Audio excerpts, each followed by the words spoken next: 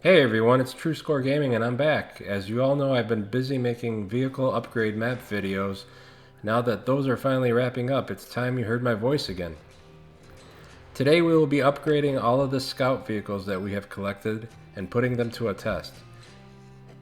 In total, there are 10 vehicles in SnowRunner that are classified as scout vehicles. There are 6 scout vehicles from the Russian region and 4 from the US region.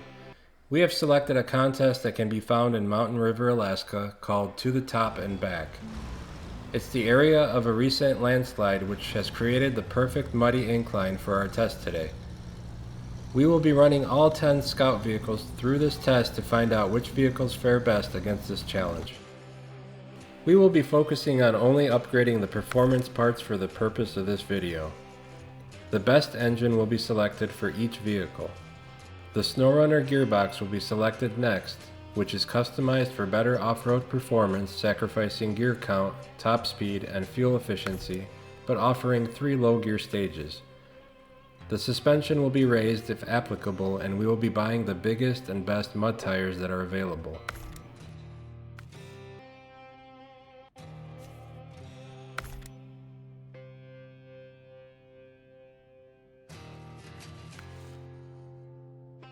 The autonomous winch will be added along with repair frame add-ons in case we encounter any damage along the way to the contest. Finally, we will put a stock version of the vehicle next to the upgraded one, just for fun, so you can see how all the upgrades have affected the vehicle and its visuals. So let's get started. The vehicle with the worst performance in this challenge, coming in at number 10, was the Scout 800. Let's go over some of the rules. The contest takes place at night, which adds some level of complexity when trying to avoid the trees and rocks while you're battling the mud. It's a fairly short distance up the hill, but then you have to turn around and head back down to complete the challenge. There are no restrictions on which way you travel up and down the hill, and winching is allowed.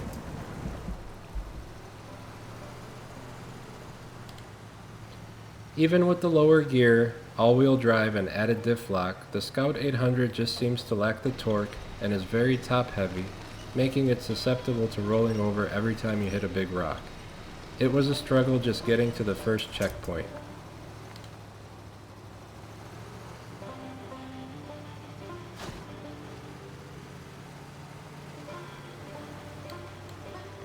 It seemed to pick up a little bit as it hit the snow, but then it went right back to being sluggish as it sank in the mud.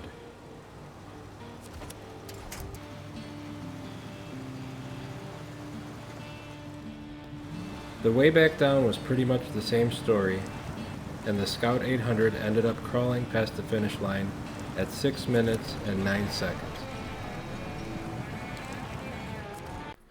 Coming in at number 9 is the Con LO4F. The Con LO4F is a utility vehicle used by Eastern Bloc military and citizens, but really reminds me of the Volkswagen bus from the 60s and 70s. It's a little clumsy on the road, but excels in deep dirt, mud, and bogs. This van served as an emergency vehicle in the most remote parts of the Soviet territory, and it continues to do the job today, which says a lot about its durability. Unfortunately, it didn't do much better at this challenge, and that was very clear from the starting line. One slight improvement over the Scout 800 is that its weight was better proportioned and there was no risk of rolling over as much. It ended up crossing the finish line at 5 minutes and 43 seconds. Coming in at number 8 is the Hummer H2. The timeless gangster classic, always bright and loud, always wears biggest rims, always noticed on the streets, especially when DMX is driving. Durability of a full-size truck, versatility of a military scout, speed of a family van, all yours to command. Does it hold up to its name in the deepest of bogs and forests? Apparently not when going uphill, it doesn't.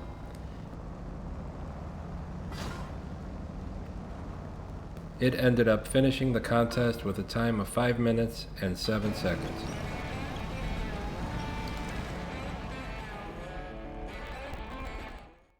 Coming in at number 7 in our countdown is the International Lodestar 1700. The Lodestar 1700 is mainly used for delivery, construction, agriculture, and utility.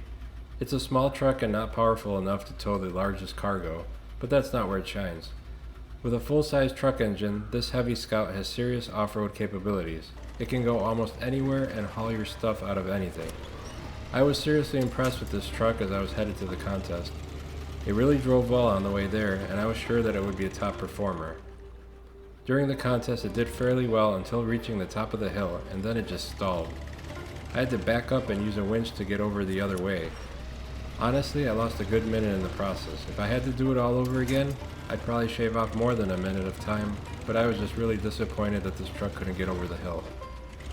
Ended up coming in with a time of 5 minutes and 6 seconds, a second quicker than the Hummer H2, but over a minute lost at the top of the hill. Coming in at the number 6 spot is the Don 71. This truck was one of the first mass-market, all-wheel drive vehicles for the Eastern Bloc. It's not a true off-roader, but its lightweight and outstanding durability provide impressive performance in the wilderness. It's with that durability, along with its lightweight, that brings this Scout truck just enough torque to power through the mud and get into the number 6 spot. It is highly maneuverable with its small size, and that seemed to make a big difference in this challenge as it was easier to get around obstacles. The Don 71 came across the finish line with a time of 4 minutes and 9 seconds.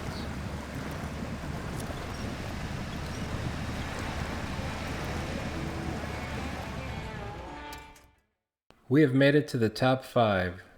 Number 5 on the list is the Chevy CK1500 pickup truck.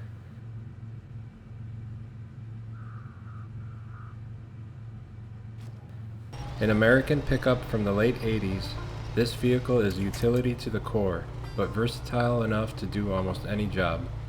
It roars like a train and guzzles gas, but makes up for it with off-road ability. The CK1500 can haul loads and pull itself out of trouble, making it a great Scout for the backwoods. It certainly handled itself really well for our challenge, coming in with a time just under 4 minutes, at 3 minutes and 59 seconds.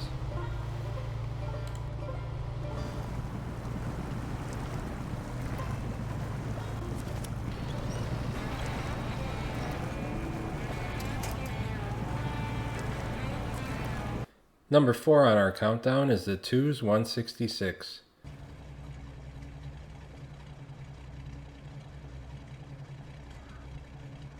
An old guard Eastern Bloc off-roader, this vehicle was designed to transport high command officers in combat missions. The truck's stock engine doesn't compare with modern equivalents, but it has enormous potential if the engine is tuned or replaced with something more capable. Careful tuning will transform this old dog into an all-terrain monster. While it does lack utility, it'll tear through dirt like nobody's business. It sure does. The Two's 166 definitely earned the number 4 spot on this list, with a time of 3 minutes and 36 seconds.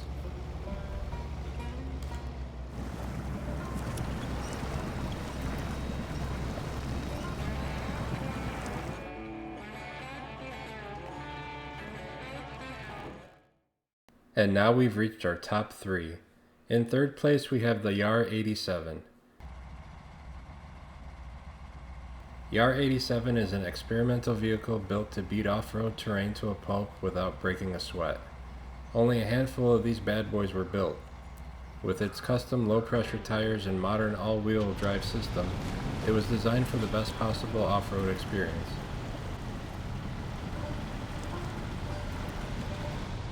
It did really well with this challenge, but honestly, the only thing that prevented it from doing better, maybe even making it to the number 2 spot, was its bulkiness. With all the stumps along the path, there were several times it caught a stump just with its sheer size, but even that wasn't enough to prevent it from landing in a number 3 position.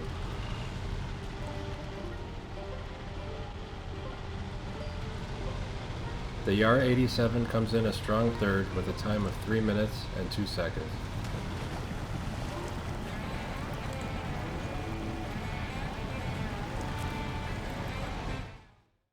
In second place, it's the Con 39 Marshall.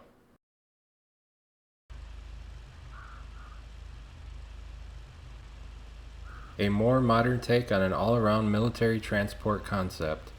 Con 39 Marshall is a robust and reliable utility vehicle designed in post-war Eastern Bloc. Featuring good road clearance and extremely adaptable engine compartment that lets it field both old and modern engine setups, Marshall is well suited for the harshest of terrains. This vehicle is just a bit overpowered in this game in my opinion, because it just handles everything with such ease. I think I had to use my winch just a handful of times and could have probably went without it. It's definitely worth it for the DLC, and there's only one vehicle that tops this one when it comes to scouting, and that is coming up next. Now is a good time to subscribe to my channel if you haven't already.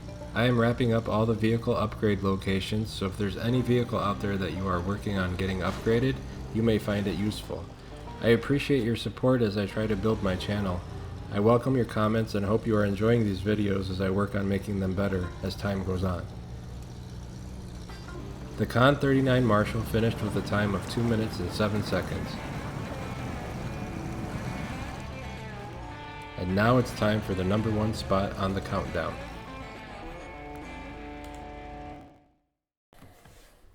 The number one spot, as you might have guessed, belongs to the TUS 420 Tartarin. This tank-like military-grade vehicle was made available to citizens of the Eastern Bloc for remote hunting and fishing. In the Soviet era, these wild areas were far from civilization, but these beasts handled the conditions with ease. In Soviet Russia, a beast hunts you. Keeping the vehicle fueled was a much tougher proposition.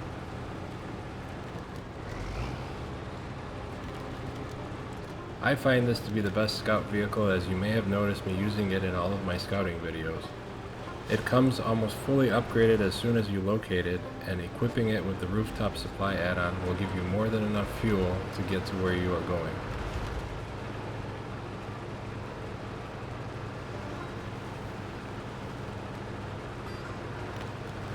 All of these vehicles, their locations, and upgrade info is available in my channel. If you enjoyed this video, please give it a like and subscribe to my channel today. As always, thank you for your support and see you next time.